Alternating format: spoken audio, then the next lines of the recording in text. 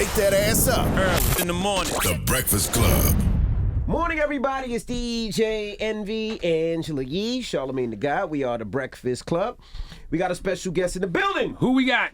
Body by Jake. My man Jake Steinfeld, Jake man. What's up, my Steinfeld. brother? What's up, guys? How How are you you? doing? How's it going? Doing great. Doing great. You guys are looking sharp. Oh, thank you. Guys are looking sharp. Thank you, man. Looking Thank you. lean. Thank you. Looking ready. Looking ready to, take care of business. Word. Now, you got an album out called Don't Quit. Don't quit, man. Now, in 1984, you dropped an album called Don't Quit, but it's been, I guess, revitalized for the digital age, right? Well, I'll tell you something. First of all, it's one of these crazy moments. Life is about moments, and this is one of these crazy things. So I did the first original soundtrack to an exercise video, and I wanted to do. Back in the day in '84, you had Jane Fonda, Jane Kennedy, Victoria Prince, all these people doing exercise records, but it was the 1, 2, 3, and that music behind it was like that kind of porn stuff. I never saw porn, but I just heard about it. Okay, That sure. music. Yep. And I wanted to do something that had some real soul because exercise is a boring thing, but when you get exercise and music working together, it's amazing what you can really accomplish. Correct. So I met with a bunch of people, Universal Music, actually MCA Records at the time, Irving Azoff. I pitched him this idea. And I got this guy, Bobby Caldwell, who had a big hit in the 70s, What You Won't Do for Love. What you won't do for love. Right? And Everything. yeah. And he did Don't Quit. We shot a music video. MTV had just come on. And I wanted to reenact, I'm a bodybuilder, so I wanted to reenact in the back of the muscle magazines. They had the old Charles Atlas stuff, the skinny guy getting sand kicked in his face. So I had Priscilla Presley's boyfriend at the time, was the #1 male model in the world, played the nerd, and one of my brothers played the bully. We reenacted that. Bobby sings Don't Quit, and the song starts to go, man, and we got to number 56 on the dance charts. Wow. And I had Andre Fisher, who came from a band called Rufus in the 70s, and Chaka Khan produced the album with me. And we had some great artists. I mean, Maxine Lewis, who was in the original Ikettes with Ike and Tina Turner, sang a couple of cuts. Joseph Williams John Williams' son, right, who did all the Spielberg's movies, composing all Spielberg's movies. I was with him this one afternoon at Steven Spielberg's house. I trained Steven Spielberg, and he said, I like this idea. My son is an artist. Would you give him a shot? And I said, sure. So he does a couple of cuts. He ends up becoming a lead singer for Toto. And he's been a lead singer for Toto. Hey, hi, how you doing? What's going on? Yeah, I remember in person now. How are you? Yeah, Sorry, so continue. Poo-poo break. So it's okay. It's a little too much information, but that's all right. But the album, the album did what it did. The biggest mistake I did in '84 was I put my own mug on the album. And back in the day, like at Tower Records, they had soundtrack bins. And they had an exercise bin. So the record went into the exercise bin. Now, after all these years, Beyonce and Drake dropped these 80s dance records a couple months ago. And Universal Music says, hey, Jake, we're going to re-release Body by Jake, Don't Quit. And there's this 8 great cuts of music. It's already being sampled by DJs around the country.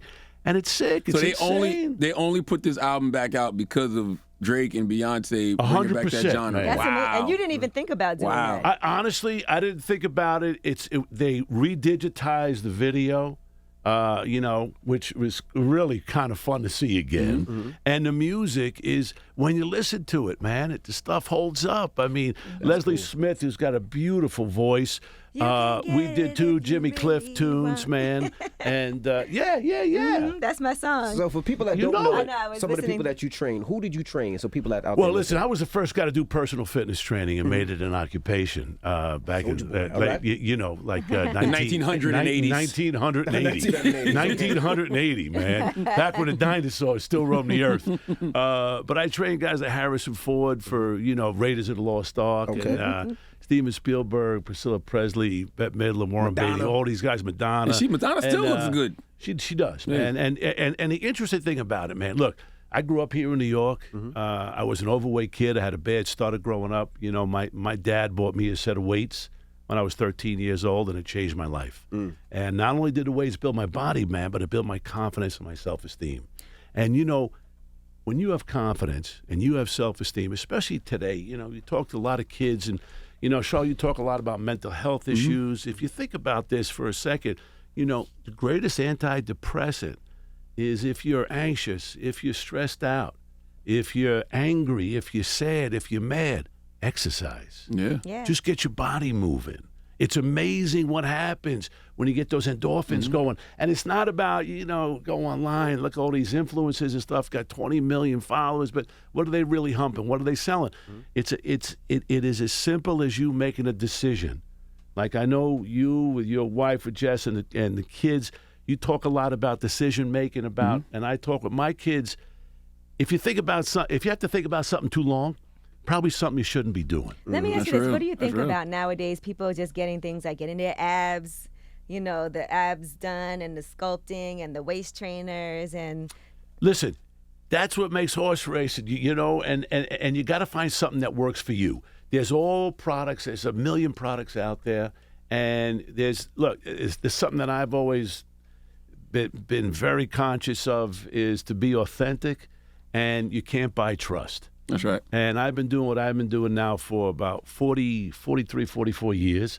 And, Charles, you know now what I do, as you guys do, it's important to give back. That's right. And one of the things that I do is I put fitness centers in elementary and middle schools around this great country of ours.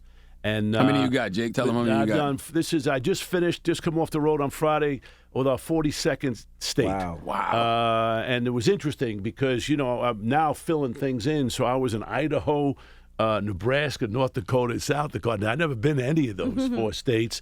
Visited Indian reservations, you know, and it's just amazing to see. And the great thing that you see, because you guys know, I mean, like the news is crummy these days, man. But I get the opportunity to go visit places where nobody goes to, and you meet people who do so much with so little and care so much about kids and community and family. And the three things that I live on, man, are health, hope, and family. You know, if you got your health, you got life. If you got hope, even though things might be crummy, days might be crummy, you have the belief that tomorrow the sun's going to come up. And if you got family, whether it's this little family you guys have here, or your immediate family, Jess and the girls, or, you know, your community family, you always know someone got your back. Did you create Major League Lacrosse? Yeah. Now, talk about that.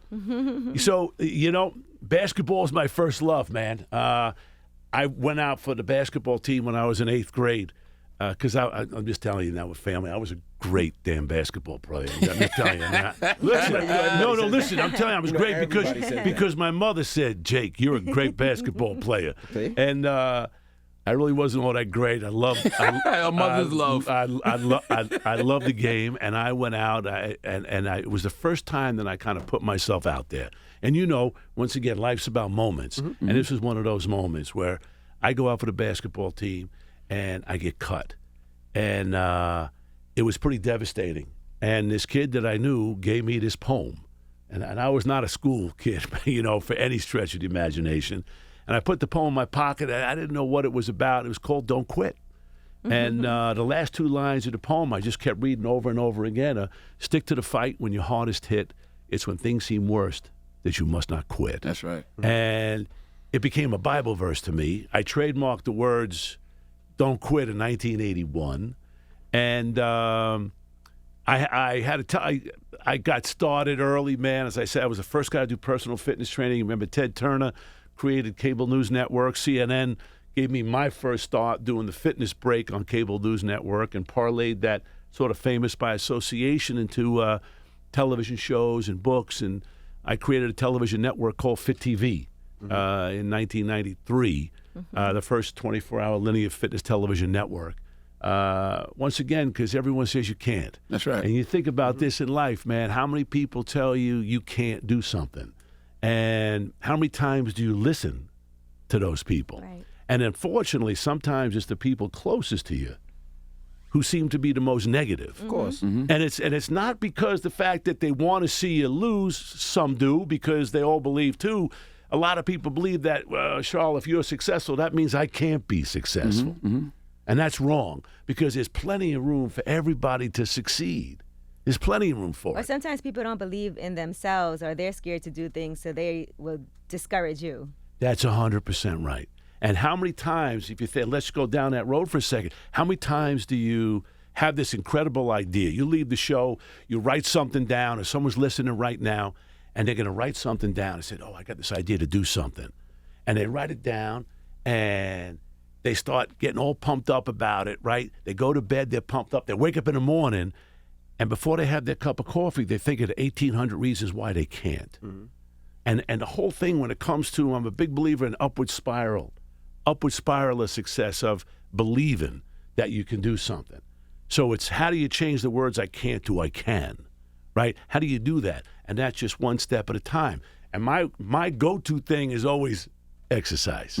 You know, what haven't you done yesterday that you could do today? Was a push-up, a sit-up, a pull-up, a dip, right? And get it moving. So about Major League Lacrosse, kind of right place. My life has always been, I'm the guy, when everyone's going left, I go right, man. And there was nobody around who everybody in Hollywood at the time were buying these minor league baseball teams. And I played Little League Baseball. I pitched a 3-hitter against Sportorama, Baldwin, Long Island. You can check it out. And it wasn't much I was going to be able to do to change baseball, you know? So I was thinking about basketball, and nobody, you know, no one was around who could kind of assist me. And I did a short-lived magazine called Body by Jake with a company called Hachette Philippaki, French publisher.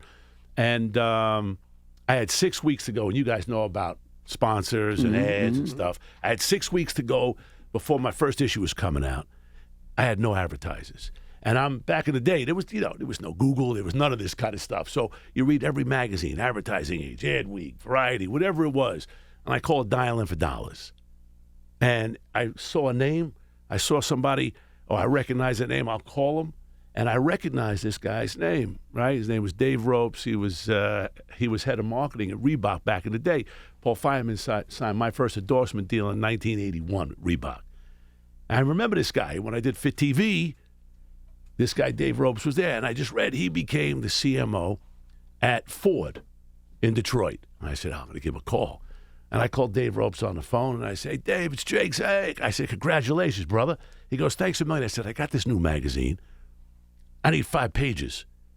You got to give me 5 pages because I got 6 weeks until this magazine comes out. And he goes, Jake, man, I only been here a month. I said, that's why I didn't ask you for 10, man. You know? I said, give me 5 pages. I can't do it. Now, just to give you an idea, Hachette Philippaki was doing a magazine with John Kennedy Jr. called George. I don't know if you guys remember, it's a little bit before your time, but John Kennedy Jr., you know he is, right? Was. Yeah. Big, amazing human being. And I'm just pulling at straws. I said, listen, I'll tell you what. How about I deliver John Kennedy? He said, what do you mean? I said, if I bring John Kennedy to Detroit, I'll get those 5 pages. He goes, I'll tell you what, you bring John Kennedy to Detroit, you get 5 pages. I said, done. I hang up the phone. I had not met John Kennedy. Right? So, right, the world lets you be what you make them believe you are. And I got on the phone with the publisher, and I said, listen, I have an opportunity. We got to go to Detroit. You got to introduce me to John. I live in L.A. I flew out to New York. I spent 3 days with this guy. He was great, trains, really incredible. I mean, look, you guys know a lot of famous people. I've met a lot of famous humans in my time. John Kennedy Jr. was John Kennedy's son, John Jr. And this dude was had the charisma, was just an amazing guy. We get on a plane, we go to Detroit, we all get, everything that we want to get done. I fly back to L.A. How'd you convince him? You just asked him? I just asked. Wow. But that's it sometimes. Now, by the way, he could have said, I got no interest in you. And I wouldn't be able to tell this story. But he knew you. I mean, you were a celebrity. But still, he could have just said no. And I went back on the plane. I flew home to L.A. And we switched magazines. And actually, David Loren, Ralph's son David, was doing a magazine called Swing, which was this hipster magazine where kids were doing in their 20s. Guys, I'm talking about this is now 1990. This is now 1997. Okay, it's a long time ago, but it's good history. It's a good history lesson. And I'm on a plane. I'm thumbing through this magazine, and I see this guy holding a lacrosse stick. Now, I played lacrosse in high school. Wasn't all that great at lacrosse, man. But your mom thought you were great. My mother thought I was excellent at that. No, actually, she didn't want me playing lacrosse. Okay. No, it's bad. Hitting people, bad. And I'm reading about this article about this guy named Dave Morrow who started a company in his dorm room at Princeton called Warrior, where I said, this guy's making lacrosse a lifestyle, like a young Phil Knight. I said, I'm going to give him a buzz. Truly, this is how I've done my life. And I called up the editor of the magazine. I said, you did an article on this guy, Dave Morrow. Can I get to the writer? Can I get a phone number? I got the number, and I called Dave. And I said, listen, I read this article about you. I said, I got a question. Is there such a thing as pro outdoor lacrosse? He goes, no. I said, there is now. And that was May 1998. Wow. And we went on this incredible adventure, guys. And starting a professional sports league is, see, Ice Cube has got the big three. And, it's not for the faint of heart. And there's no book. There's no rules. You can't look up something and say, how do you start a professional sports league? And I looked at it as, how do you get sports legitimizers? So I went to Coca-Cola, who turned me down. I went to ESPN, who I was on my fitness show. They partnered with me, and I went to Bud Light. Great guy named Tony Pontoro. Back in the day, he was head of sports marketing, and made a deal there. And just went on this, and I used to go out, man, to the stadiums, and I'd shake hands. I'd take the microphone at midfield. I welcome people, and I did it for 20 years and just sold it. And wow, it's life is about the adventure. Yeah. It's about what you think you can do, and then take it 25 other steps. Because you guys got a huge audience, and you got so many people who have so many ideas and so many dreams, and there's no reason why every single person who listens can't achieve their dream. Mm-hmm. The only reason why they don't achieve the dream is because they don't give it the shot. Right. That's not the only thing you've only business you've built and then sold. What's been the most lucrative one? Well, probably Fit TV, which was the television network. I mean, that was the one I sold to Rupert Murdoch. For how much, Jake, if you don't mind putting the number out there? $500 million.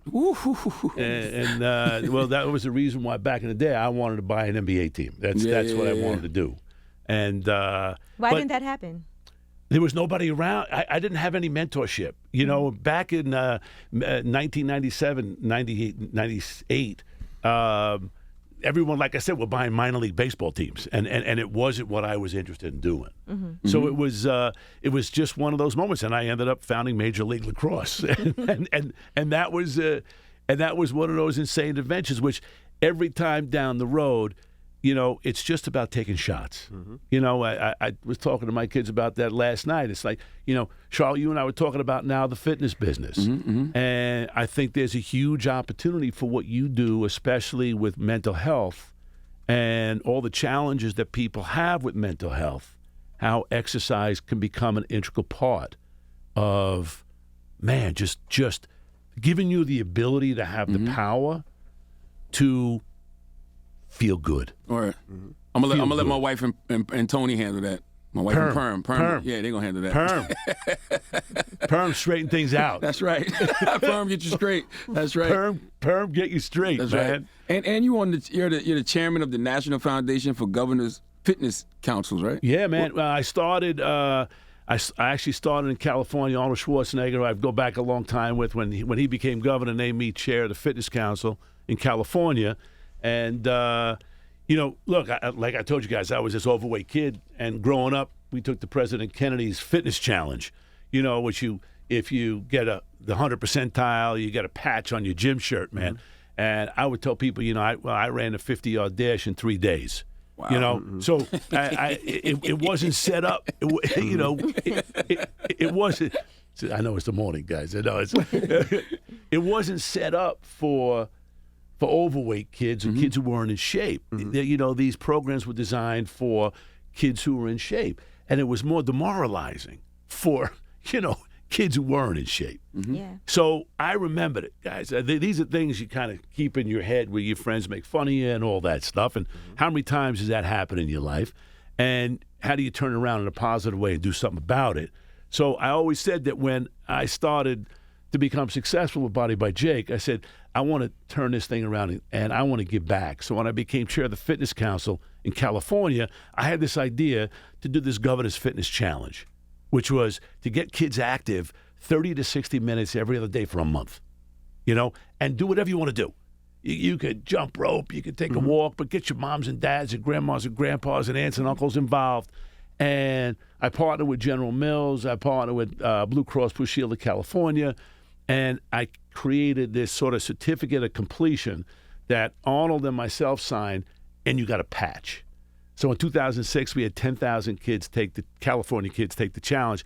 By the time he ended his reign in 2011, we had 1,400,000 kids, wow. California kids. And now I've been in this position, putting fitness centers in elementary and middle schools around the country with just a singular mission. That's what I wanted to do, taking on this position as chair of the National Foundation for Governors Fitness Councils. That's important because, well, first of all, I want to say a couple of things. I think especially nowadays, kids, I feel like sometimes would rather stay inside than go outside when it comes to playing video games and talking to their friends and FaceTime and being distracted by other things and YouTube. Because I know when I babysit, I'll be like, come on, let's go outside. You want to go to the park? And they just want to stay inside. Right. And it's harder for us to get them to go outside and play the way that we used to growing up. And then I was going to say, I remember when it comes to elementary schools, in my school, we had a little tiny playground. It was like a cement yard that had a fence around it. And my gym and my teacher used to take gym away from us all the time because if we were bad, because we only got to go outside for maybe like 20 minutes, she would write gym on the board, and then she would if we were talking too much, she would cross out the G, then she would cross out the Y, and then she would cross out the M. She played hangman on you. Yeah, she played hangman. She didn't want to go outside with us, and so I do feel like for having that in the school, so we never had a gym in my school growing up in Brooklyn. And so doing something like that, I think, is an amazing initiative to get kids interested and understand the importance of physical activity. That's wild because my kids don't want to stay inside. Like, they want to go out. Like, rainy days, they are excited to go out. But you guys have a nice backyard and, you know. But even though, like, they want to go to the park. Like, after school, they want to stay at the park for a little bit. Like, they enjoy going out. But it's just creating those things where they can go out, And that's the thing. And I'm a big believer in, like anything else, if you give the schools the tools, it's amazing to see what could really happen. Absolutely. And this is a gift that when we do it, so I've got, what I do is I got 3 brand new $100,000 Don't Quit Fitness centers. I call governors around the country cold, right? I never met these people. I do my homework, and my thing is, because I don't get involved in politics. I'm about kids. I'm about positive. I'm about the future. Getting things done. Because if you get mixed up in you guys know you get mixed up in the politics shit. Everybody gets tangled. Because say you got opposing politics to somebody, you're gonna let that keep you from building a fitness center for kids. Yeah, think about that, right? So you're gonna so like anything else. This is not a Democrat or Republican issue. This is a kids issue. Right. This is about the future. And if our kids aren't strong, whatever's happening, this nation's not going to be strong. Absolutely. Right? No matter who, everybody together. So, and I'll tell you this, and you guys notice, the greatest thing in the world is going to a gym, especially at a school.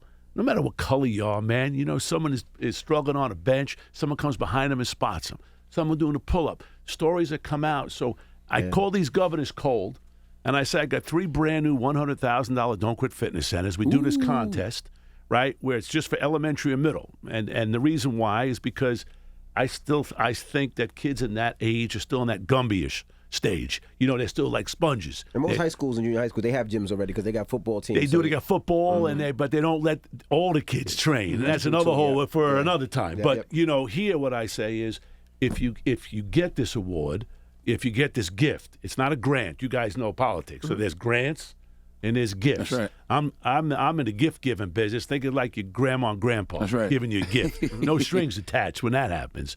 And we do this contest. So we do a joint press release with the governor, and then we choose the schools. I recuse myself because I cry at half the videos. You know, it's the truth, and I will want to give a fitness center to 150 schools. We only got 3. And then we do ribbon cuttings, which I just came from. And we were in, as I just said to you guys, we were in Idaho, Nebraska, North and South Dakota. South Dakota, yeah. And next year, I think I will hopefully get to New York, believe it or not. Wow. I don't talk politics, but this is my home state, and your last governor, man, never picked up the phone. But I'm just saying. Wow. Well, thank you for joining us today and sharing all this information. And I know, Yeah, man. and I believe you said the gyms are open to people in the community too, right? Yes, as a matter of fact, we do. We asked them to keep the fitness center open before and after school and on weekends, and not just for the kids and the teachers, but moms and dads, grandmas and grandpas, and aunts and uncles, so everybody can come in. And it's just amazing to see the camaraderie, the love, and the community that really happens. And I know we're all used to seeing gyms in every corner, but where we go, you know, there's not gyms for 30, 40 miles or good, healthy food. You know, as far as just you can only get it at a convenience store. That's right. So it's imperative that we all give back. The stuff that you guys do, I just want to say, is awesome. You know, Charles, you're a champ, man, and everything you do in such a positive way is awesome to see. Thank you, brother. It really is, man, and I appreciate you guys having me on. And Go get that Body by Jake Don't Quit album, man. That's right, Yeah, man. Well, thank you for joining Available us, brother. everywhere you stream music. Official right. Body by Jake, man, There on we go. Instagram. I mean, you guys got 10 million followers, man. Let's see, you could pump me up a little bit here. Pump it up. Here we go. All right. Double biceps. Let's do Body it. by Jake. That's Just right. be careful if Charlamagne walks behind you in the gym, too. I just want to say that. What are you talking about, man? Check, please. Exactly. Check, please. Sky, man. Party of one. Exactly. Party of one. Breakfast Club is Body by Jake.